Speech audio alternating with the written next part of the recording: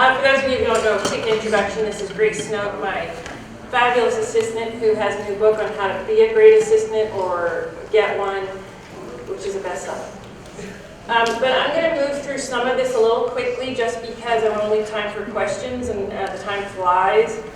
This is all going to be take what you like and leave the rest. So you're going to have to listen to you, and that's a little bit about what we're going to talk about. It's really my story. So I've been writing for professionally for over 30 years, and I started doing this when I got divorced and had a newborn, because that's a great time to do it. But I had spent my whole life up to 30, which felt super old.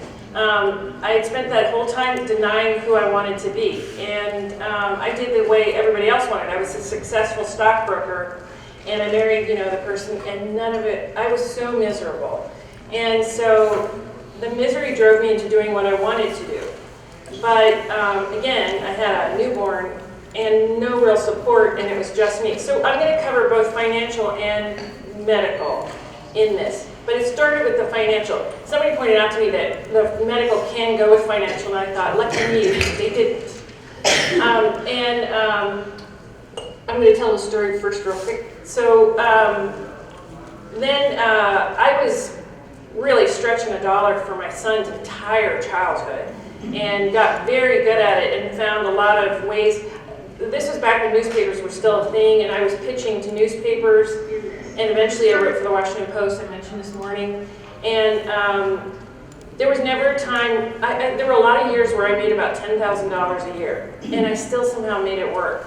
So, and I was still writing. And also I published a book, traditionally Wired, a thriller, and it took off like a rocket, and I had this extra pile of money that one year, and I thought, I have made it. And then, nothing happened after that. Kept writing books, but nothing happened. And this was in about 1991 or 2, so there was no easy author. And then in 2010, jumping ahead, I had melanoma, and I was at Northwestern in Chicago. Next to me, who's an only child, and I'm basically all he has. And as I walked out of the room, he said, "Weren't you listening? They said there was hope." And I thought, if you heard hope from 1%, I think we're going to be okay. And as it turns out, I also have celiac, but it was undiagnosed at the time, and there was no treatment for melanoma. So that's why he said, you're not sticking around. And everybody else who had it did die within 6 months. And the New York Times did a big spread that year on melanoma, and everyone had died. It was just so much fun. And but I didn't, and Northwestern studied me, and now they believe that immunotherapy, which turns your immune system on high, is the only thing that works on melanoma. I had undiagnosed celiac and was eating whatever I wanted, and it turned my immune system on high. So my poor eating habits saved my life. But through it all, I was still writing. And then somehow I've had cancer 5 times now, always melanoma. I don't have the gene. Last year I went through chemo. Chemo was harder. And it was during quarantine, so I had to enter MD Anderson alone. And so I'm giving you all, and also I'm 63, and I started making money from books 5 years ago, legit money. And so I'm giving you all of this so you understand I genuinely know of what I'm speaking. I am the queen of finding a way to do it and to keep writing. And for me, writing was the place I could also go where everything was okay. And I'll probably be the first to cry and break the ice for the rest of you. Oh, I don't know about that. I'm tearing up right now. And so really what this is going to be about is how to center yourself and be okay and thrive in chaos, in what looks like is impossible. Okay, next slide. That's a kick-ass picture, though. Yeah, so that cover designer, I gave her that. So in urban fantasy, gray hair in women is a sign of power. And so I asked her to do that, and I held my hand out in the picture, and she made me thinner, so I love her. So this is going to be the most important thing, whether we're talking financial or medical. You need a community. And it's going to be of your own choosing, but you're going to need people around you. And it's not just anybody. You need to be, and when you have this, I'll talk a little bit about how you create it, but you need to be as specific as you can about what you need and what you want. Particularly with, so if it's money, no one will ask you. It's embarrassing, they think it's your fault, that if you would only do these things, I got that a lot, then it wouldn't be so hard. You get sick and everyone is like, oh, but they don't know how to talk to you and they don't know how to ask you what you want. And you're overwhelmed. So when they say, what do you want? You're thinking, live. And so it helps to be specific. So what I needed was someone to sit next to me. Last year during chemo, I literally needed someone to come and physically sit next to me and not talk, or talk about what they were doing. I don't appreciate, I'm bopping along and pretty happy during the day, and then you come up and say, how's the cancer? And it's amazing how many people did that. So my mood has gone from here to here because I'm just reminded about what's going on around me. But I'd love to hear how you're doing. And this may vary from person to person, but it's pretty standard. Also, there's a place called Immerman's Angels, IMERMAN''S. It's free. It's a service for caretakers and people going through cancer, and they will match you with somebody. I was weirdly specific because I lost a lot of muscle in my left leg. So I said I want somebody who's got trouble walking. I used to walk with a lurch. It's a long story, not necessary for here, but they matched me with somebody who'd lost a leg and is now a triathlete. And last time, I'm a mentor for them, and it took me months before I realized I could call. And having somebody to talk to who was just ahead of me on the same chemo made all the difference in the world. So figure out what it is you need and what you want. If it's financial, what you need is perhaps ways to make money, and that are side gigs. I had a ton of side gigs because I was very stubborn for a long time. I'm going to do it this way, and that's fine. You know, there is no right or wrong about this. A lot of people will want to tell you, especially financial, that there is a right way to do it and a wrong way to do it, and they're wrong. And I don't usually use the word wrong, but the reason why they're wrong is because this is an inward job. All the time I spent worrying about what others thought left me prey to others' opinions. And what really mattered was what I thought. What I needed to do was gather information. Bring your humility. Humility is not humiliation. Humility is being vulnerable, being able to be who I am, and being able to tell the truth. So back in the day, I couldn't always pay the rent in full. And my mentor said, go tell them, and tell them how much you can pay, and be sure you're telling the truth. And so that's what I did. And the cool thing is, when I finally was making more money and I told them I wanted to move because I badly wanted a dishwasher, they said, well, we'll put in a dishwasher. And I said, well, that'll eat up all the cabinets. And they said, we'll put in more cabinets. And I said, well, there's a long window. We'll raise it. And this went on until they said, make a list of everything you want. And they renovated the apartment and raised the rent $5. Wow. And the reason they did it was because I told the truth. And I asked for help, and I didn't duck. So it's hard when it's financial because it can feel shameful, and it's not. It's just you have less money than what you need. And we'll get to a little bit about that too. So always ask and let someone turn you down. You know, if I had said, no, you need to pay it all, I would have had to find another plan, but I don't know until I bother to ask. Be picky about who you let into your community.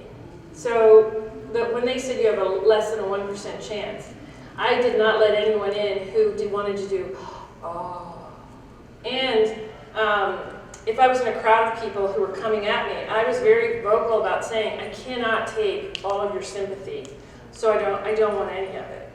And so there was only a few people around me who I would talk to about it, because for me, this is what I wanted. We talked about it in positive terms, what I could do, what I needed to let go of. So that's the thing I was always looking for. What is it I can do? If I can't do anything about it, I'm making peace with it and I'm letting it go. Tell the truth all the time, rigorous honesty. So the difference is, For a long time about financial, I didn't quite tell the truth. I didn't want you to know how poor I was, how much I was struggling. And I didn't want to look like I was failing. And I would try and distract you with, look at all the books I'm putting out. And so I couldn't get the help I needed because you didn't know the truth. And also, I was telling myself it was shameful. And so rigorous honesty means I have to decide who I am. I have to be able to share that and let go of what others think. I'm telling you, this whole thing is an inward job. Oh, and I did fail to mention, which I did say this morning, I do in 7 figures now. So I did cross that bridge.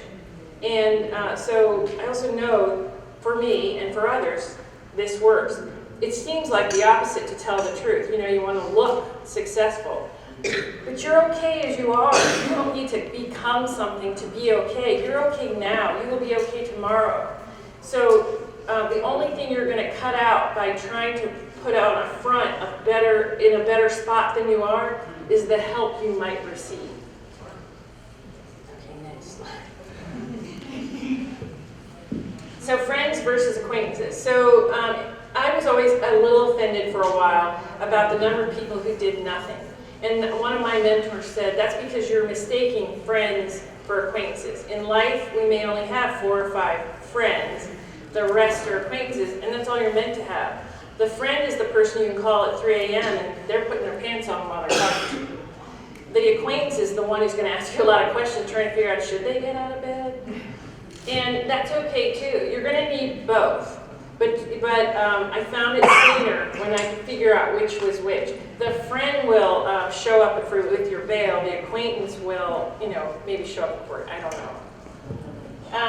And also, I had a habit of, if you called me and you needed someone to talk to, I would take your call. I wasn't noticing that some people, for years, were calling with the same problem. My part in it was that it blew up my ego, because I'm helping, but I also wasn't noticing that it was tearing me down a little, that I had to get my mood back up, had to shake it off, and I wasn't helping at all, I was enabling. So they weren't seeking other help, because instead of getting better, I helped them feel better, and there's a big difference between those two. So one of the gifts of cancer and of being told, you're out of here, is I stopped taking care of others. I didn't have time. I remember a young nurse came in, and she was brand new and trying to be cheery, and said, how's your day going? And I said, it came out without even thinking about it. I don't have time to take care of you. And that's the way I said it. And she backed out of the room. And I remember thinking, oh, wow, that's like a superpower. And so, yeah, if you look around, if you can feel that your energy dips with certain people, ask yourself, what is my part in it? I don't want to blame them. I was giving them what they needed. Of course they kept calling. What's my part in it? And can I change? Am I willing to change? And I had surrounded myself with quite a few of those, so I didn't have as many friends as I could have because I filled the slots. So I had to be courageous enough to understand it's going to be slim pickings for a little while I learn how to make an actual friend. Okay, next slide. So there's an old saying, fit yourself to life instead of insisting life fit you. So all the time I wasn't telling the honest truth, the rigorous honesty, I was trying to make life fit me. And instead I was not acknowledging I have trouble paying the rent, I don't have a car, I didn't have health insurance the first go around, and it was a clerk on a phone. So the mentor I had, she said, sounds like you have a few more phone calls to make. And the clock is ticking. So if I don't find a surgeon within a couple of weeks, my odds were going to go under 1%. And she stayed calm, so I stayed calm. A clerk on the phone said, I hear there's a grant over at Northwestern.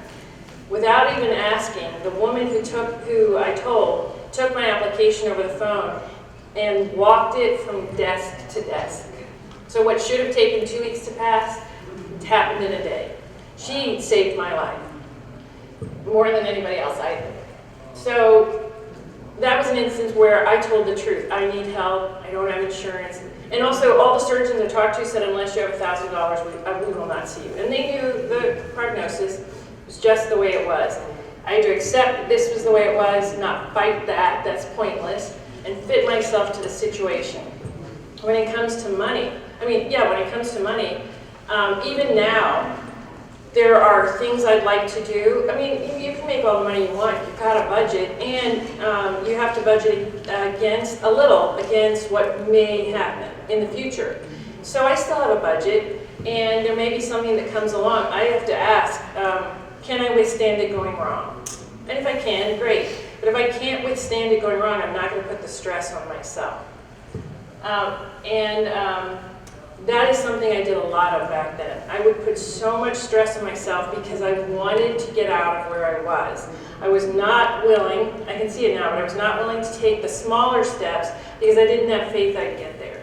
So I was trying to leapfrog, and by doing that, I was putting enormous amounts of financial stress on myself. And I wasn't willing to take a job unrelated to writing. Because, how are you going to become a published author if you're over here doing this? And really what happened was once I did finally do it, the stress went down and it got easier to see the path towards publishing. Because all my energy was focused on how am I going to pay the bills, how am I going to buy food, how am I going to take care of my son. One of my favorite stories too about that is Shane Silvers. He worked as a bank, I think he was a loan officer. His first books, by the way, had failed. I don't know if people realize that, but it didn't go well for him at first, and he started over and learned what he needed to learn. And then he said, I will not quit this job until I at least make what I make here, which was a low bar, thank goodness. And so what he was saying was, I'm going to fit myself to life. I'm not going to put undue stress on myself, and I'm going to believe that a way will be made. And it's not manifesting, it is following the dots in front of you, and just believing that you are prepared for when opportunity shows up. And in the meantime, so I was very good at wondering what could go wrong. It was my favorite thing to do. I would go to sleep doing it. I thought it was helpful. If I could get ahead of it, sure, of course. And really, I was creating in my head all the things that could go wrong. It's another addition of stress, and the consequence of it is I didn't notice opportunities. Because I wasn't looking for what was going right, I was looking for what could go wrong. And sometimes those opportunities are subtle. You heard me talk about the room full of 90-some authors, and only one of us asked for Michael Angeli's phone number, because they were all looking for what could go wrong. Frankly, I could hear them going by me saying, he's a liar, he doesn't know what he's talking about. They weren't listening as if it could go right, and so they weren't going to bother. And cancer door prize. So, I have no money, and I'm walking with a lurch, and I've got, maybe I do have a year, but we'll see. And I don't know why, but I started asking the physical therapist. All the auxiliary medical people know more, it seems, about this than the main one. And I found out there was a place that gave free massages to cancer patients. I found acupuncture. The list started to grow and grow, and every town has them. And I started to refer to them as cancer door prizes, but they exist. And also I got a grant from the Haven Foundation, which is run by Stephen King. You have to be a working writer. You do not have to be making much at all. And they make it super simple, and they gave me a grant so I could pay the bills. Authors Guild has one. The Writer and Journalists, I don't know why there's writers and journalists, Association has a grant. But if you're financially, and those you don't have to be, it doesn't have to be medical. Authors Guild is just about, they'll give you small grants in order to keep you going. So what I'm saying is, if you can be honest and reach out for help, things exist and ways to help. And it's not a handout, yes ma'am? What was the Stephen King one called? Haven. And if you Google him, and you get to listen to a lot of lovely people with Maine accents. And they make it super easy. And I got every grant I applied for. And so financial or medical, there are people who want to help you. Their stuff isn't even being used because nobody's asking. So you've got a network. Next slide. What would I do without you? Inward versus outward. So trust yourself. There was a chance that I was checking out. So asking other people for how it felt, what it would look like, kind of pointless. And it got easier to just trust myself. It was my first taste of it because I had grown up in a family who thought being an author was the dumbest thing they ever heard of. And so that translated because of how much it was who I wanted to be, that I did not trust myself, and I followed their path. It also meant that when it came to a decision in business, because this had become a habit, I wasn't willing to do the thing I thought I should do. I was trying to take a group consensus of the people in the room like they were smarter, more in the know than I am.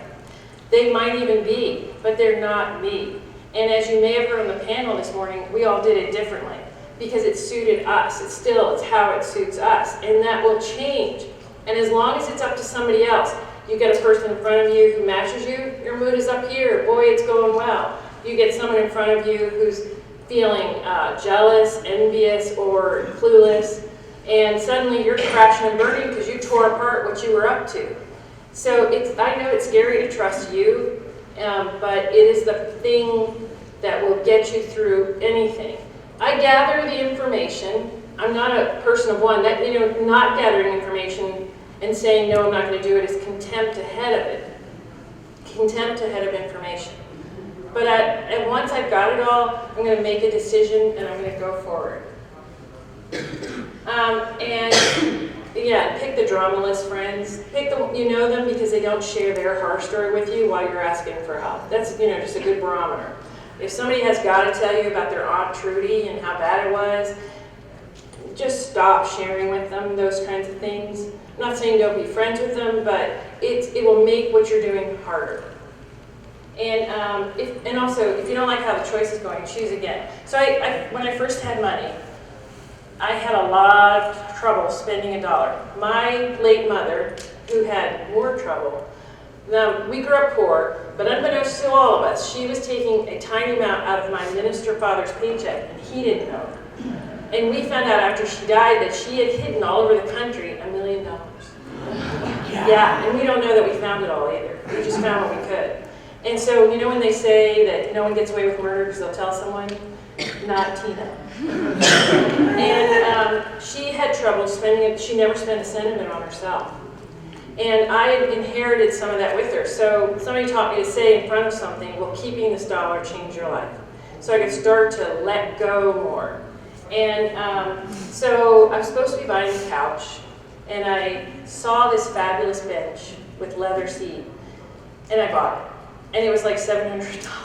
$700 for me. And it wasn't comfortable. So then I bought pillows, trying to make up for this boo-boo.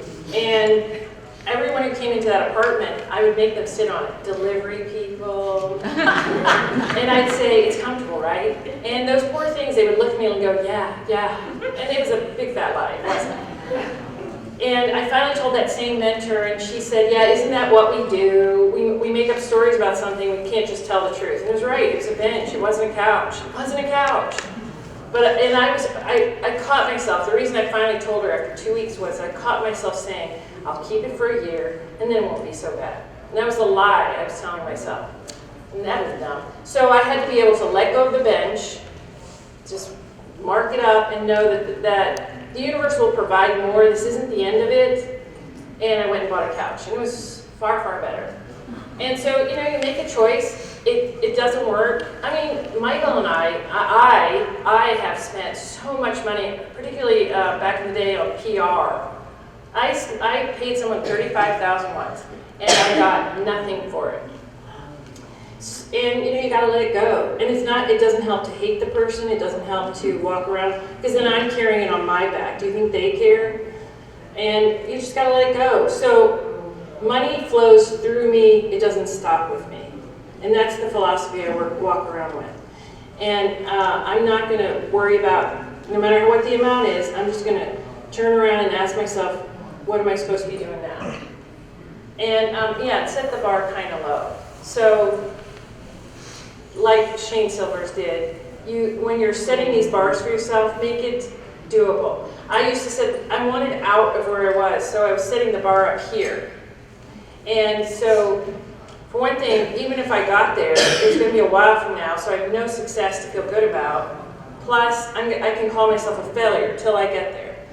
Instead of celebrating here, really the goal is from where you are to where you can get to be. It's not here. Here's another day, maybe. You might change your mind and go over here by then.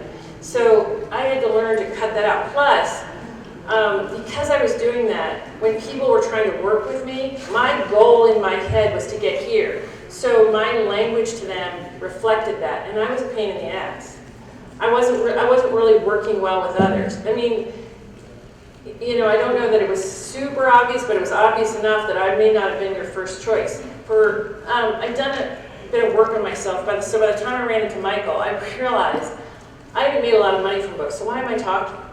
And I have nothing to lose, so whatever he wants to do, I'm just going to say yes. If it fails, so be it. We'll pick up and try something else. And that changed everything, because I started saying yes. Next slide. So, like I said, the only way, I wanted out, and I wanted to leapfrog out, and it didn't work. The only way out was through. And that's hard. That's hard. When you're in a place, remember the Daily Show and how they always had the date? I hated that because it told me how many days till I owed the rent. And yet I still watch the show, so there's something.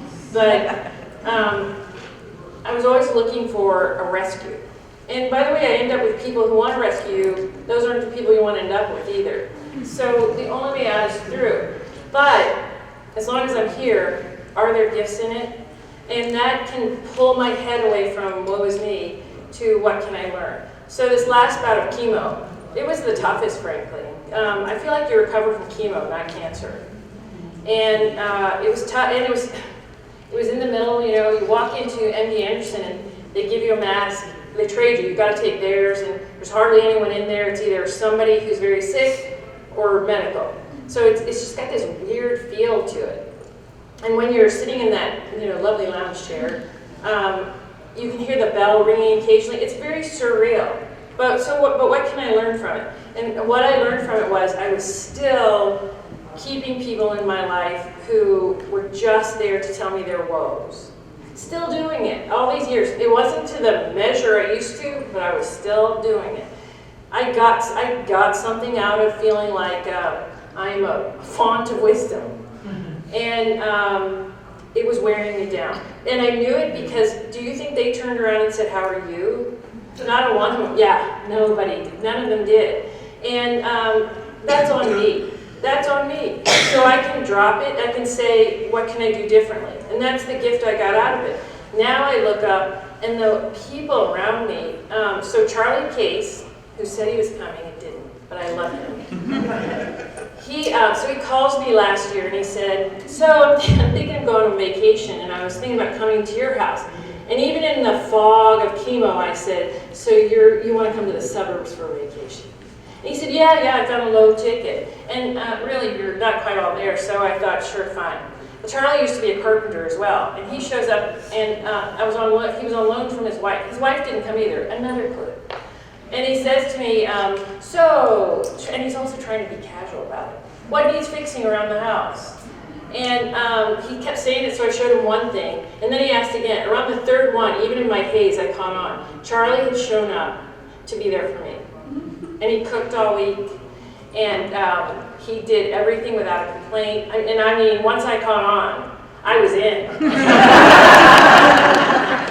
I wanted to put this special stuff on the garden, and it came in those big water jugs. And he was having to carry them around and slosh it in place without stepping on anything. Not a word of complaint out of that man. And then at one point, after the week was over, he said, Kelly's run out of food, I gotta go home. And that's the people I have around me now, that without me asking, showed up, never complained, and just love me for who I am.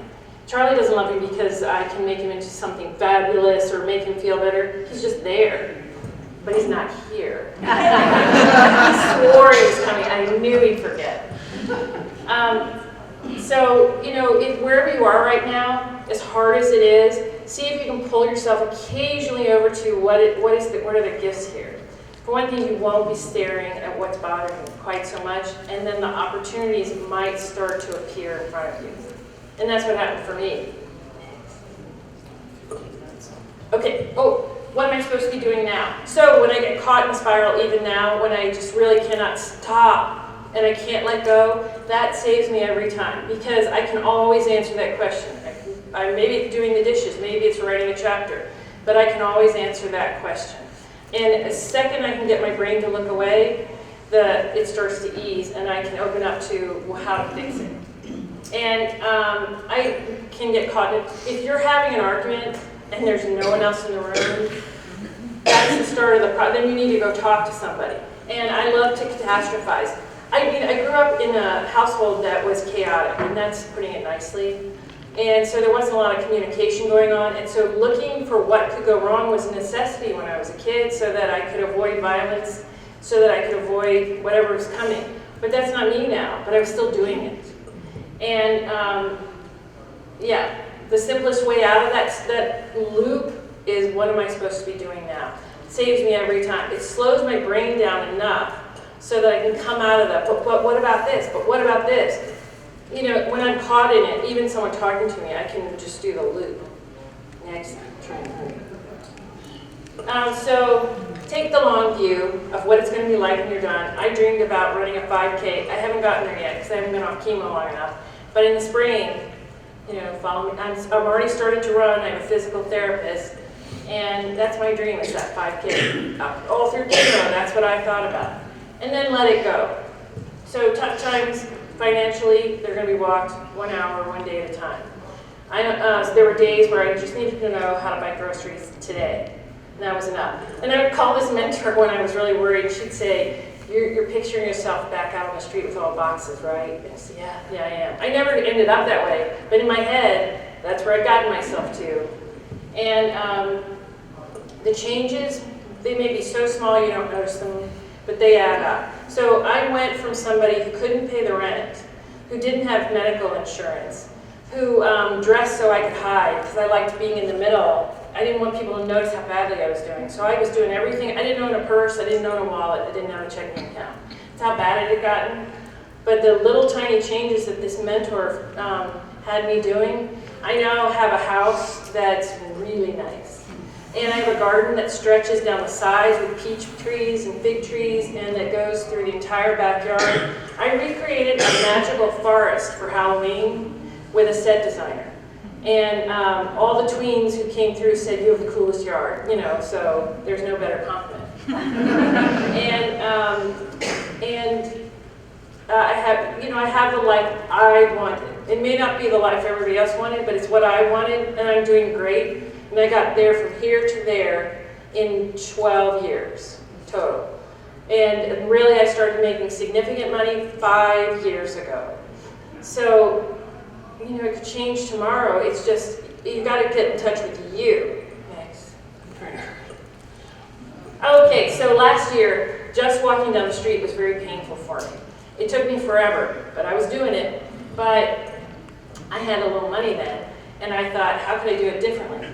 And I'd never been to a spa. So, first spa I went to was Post Ranch Inn, and I discovered they had a fleet of SUVs. It's 100 acres set in a redwood forest. It's gorgeous. And so I figured out that I could walk to something they were doing, call the main desk, and they'd send the SUV to pick me up and drive me back. And I was the only guest doing that, and the person I was with thought it was hilarious. But I was working with, I was fitting myself to life, and I wasn't going to miss out. And I wanted to walk some. I refused to give up. I refused to sit down. And I was always pushing toward the edge where I was going to collapse, and then I would sit down. And so then I went to, what's the one in Austin? I went to the one in Austin. I went to a Japanese one in Santa Fe. I did a lot of spas because, they take care of you, and they're willing to transport you around the joint, and you don't have to leave. And I had a far more fun and it was in between the chemo. And the oncologist wasn't always thrilled with me, but hey, it's my life. And I stopped thinking about me so much. Okay, I think this is the last one. Yeah, so this is my philosophy now. Give back when you can.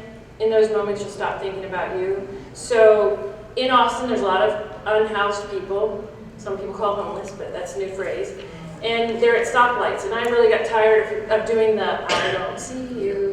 So I went online and looked up the list of things that you can give to somebody who's homeless, got cloth bags, Amazon sells all that stuff bulk, and now I give it out at lights. So I can look you in the eye and say, have a nice day, or here you go.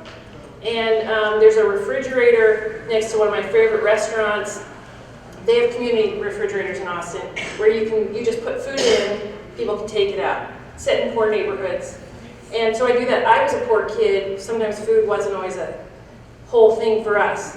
But that's how I do. When I was out of money, another friend who was out of money, and we just were tired of feeling badly about it. We had this little tiny pile of money. We went to like a Michael's, bought felt, made Valentine's, and wrote a positive note on it. And we handed it out to everyone we knew, and then people were asking, where's my Valentine? And so now we were giving to others. We weren't always having to take, and it was what we could afford to do. So, you know, when you get money, because you guys will, just keep going if that's your thing. You save some, spend some, invest some, give some. And I get the most reward out of the giving because I was a poor kid. I found out that the local school system, when a kid runs out of lunch money, they don't get the hot meal and it's announced in front of their friends. So I called the school next door, found out that was the day they were sending out the bill. So I said, if I hurry over and pay the bill, will everybody get lunch?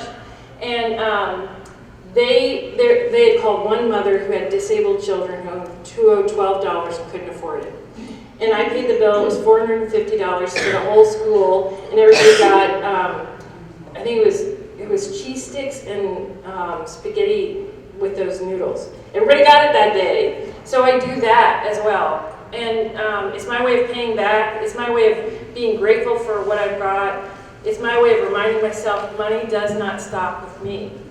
What it comes, it goes, and it flows through me. And I'm just a piece of the puzzle. I am not the puzzle. And with that, I just want to open it up to questions. I don't know if you guys have any, but I want to make sure there's an opportunity. Do I need to use this? Can y'all hear me? So I have a history of not finishing and completing things in my life until I started writing. And the way I made it work is I had a definite schedule. I was releasing 12 books a year, and I was sticking to my schedule. This time last year, I was diagnosed with MS. And so I had to slow things down. What you said about like learning to trust yourself, Yeah. I don't. Because I'm afraid if I allow myself those days where I don't feel like doing it, that it'll all fall apart. Because I work so hard for that schedule, and I don't know how to learn to trust myself on those days. Right. So I can tell you what I did. What I did was I tried it. The thing I was afraid of, I did it to see if it would fall apart. It's what was suggested to me. Try it. Let's see if it falls apart. And I did it when I finally exhausted myself. When I tried to keep up so hard that I was finally willing to try it. And I was also being honest with my little group of friends, and nothing fell apart. It may have slowed down some, but frankly, in some ways, like during COVID, book sales went up. Nobody had anything else to do. And I was writing books with where the heroes prevail, and they knew it. So I know it sounds counterintuitive, but I would tell you to try it, because what you're doing isn't working, and it is like you are trying to prevent against instead of reaching for. And I'm okay. Oh no, I'm okay. I'm fine. I'm okay. Yeah. That comes out of my mouth so many Yeah. days when I feel like I just need to lay down for a Yeah. But to everybody, my mom calls, do you want to go so-and-so? Oh yeah, I can go. No, I need to stay home. And and you're going to, I would ask for help and do it, and I'd be too loud or too, I don't know, I don't want to use too many negative terms, but I didn't do it right all the time. It didn't go well all the time, but how else was I going to learn to do it? I had no practice at it. You come from certain childhoods, and you learn how to sturdy on your own, but that only goes so far. If you want to stretch and grow and become something bigger, you're going to need your people. You're going to have to find them, and they're going to have to know you. And you're going to have to be sure that they're the people. You want a Charlie. You see a big, you see a big guy with red hair? That's Charlie. That's what Charlie wants. He has an impressive beard too, so. And he's probably standing near me most of the time. Most of the time. Does anybody have any other? And you can just form a line, and I'll talk about it. So it's kind of a similar question, but what advice would you give to someone who, for establishing like a regular writing routine, a writing practice, whose day-to-day is not consistent, and you never know Right. how you're going to wake up and if that's going to be a day? Like, how would you create a practice? Which was me last year. So I picked a deadline of like, I'd like this book to be finished. It has 60,000 words, but I build in so much room that if I don't work for 3 days, it's not going to matter. So I had to let go of month, and get people to help me. Like Charlie, again, I hate to keep bringing him up, but he's a writer in urban fantasy. He would help me do the outline. I just had to lean on people. When you don't know what the day is going to be, you need a lot of space for it to be whatever it wants to be. And then I had to trust that I didn't get it done today, but it will get done. And the date is out here, and if I can't hit that date, then I'm going to move the date. But I'm going to have to live with the life I'm in, and I'm going to look for help. Does that help? Hi. So I was wondering, because you mentioned the word mentor several times, where did you find a mentor? So I have several. Some are in writing. And I am also in a 12-step group, and we call them sponsors. So I have a sponsor, and I tell her the truth, and she tells me the truth. And then I have to listen to it. Sometimes I think you don't know anything. But I give it 2 or 3 days. I don't say that. And then I figure out it was me. And the other mentors I found, so I listen when I meet people, and what I'm listening for is, do I like the way you do business? Do I like the way you lead your life? Are you calm? Can you take care? Are you what I'm trying to become? And I just ask. Let them turn me down. And then the key, though, is to be honest when I'm talking to them later, and to be myself, and to be willing to take criticism. And also to then occasionally say to myself, I heard you, I'm going to do it this way. Yes, ma'am? You mentioned that you needed to make new friends. So how did you go about doing that? Well, again, I'm an in. When you show up at a 12-step meeting, you've got people to pick from. But also, there was somebody I saw on Facebook who knew my son. I loved how she was always finding something weird to do in Austin. And I started asking her, could I go? And then I met her friends. So I was open. And I was willing. Meetup was another thing I tried a lot of. Does everybody know what Meetup is? Yes. It exists everywhere. It has every topic you can possibly think of. I showed up in a lot of stuff that I didn't necessarily want to do again. But I became willing to say, hello, my name is Martha. Hey, do you want to go for coffee? By the way, I accidentally put myself on a date with a lovely woman and didn't know it. and halfway through dinner, I kept thinking, these questions, they sound so... And then I realized I was on a date. and she was a doctor and wonderful, and I thought, boy, why do I find... it was just like, how am I so lucky to have found this person, but we were off. I became willing. The old me hated walking into a group of people, and I made it about me. When I stopped making it about me and make it about what my intention was, then it became possible to ask. Yes, ma'am. I'll go first. When you were talking about how you have to sort of let go of things, you can't let go of everything. So how do you determine what to hold on to? Right. So that's the great question. So the determination is, what do I have no control over? That I can't let go. The fact that I had cancer, I can't. There's nothing I can do things about it, but I can't shift that but so much. So I have found the doctor I need, I found the things I need, and I already know, so now I know what I need to do for that. I'm going to set it aside. What I let go of was constantly looking back at it and saying, why isn't this different? Why isn't this different? Because it's not. And so instead I turned my attention to being able to see, well, what can I change? And frankly, my writing changed. So I'm working on a project that I'm very excited about that even she doesn't know about yet. And that's what changed. It was, it's what do I have no control over? I'll make peace with it. What can I change? That's what I'm going to do. And getting the wisdom to know the difference for all those who recognize what I just did. Yes, ma'am. Did you This ever is the have, last one. and did you ever have the voices in your head saying you can't do this? And if you did, Oh, absolutely. how do you get through them? How do you shut them up? So, frankly, I have over 200 books. I start a new series. That voice is still there saying, maybe this one, maybe you won't be able to do it. And I do it by, if it's really overwhelming and I can feel the panic rising, I ask myself, what are you supposed to be doing now? And I go do that instead. Or I may have to talk to somebody just to put reality. And the people I talk to, by the way, they won't put up with much. And they will give me practical things, but if what I want to do is whine, the conversation is over.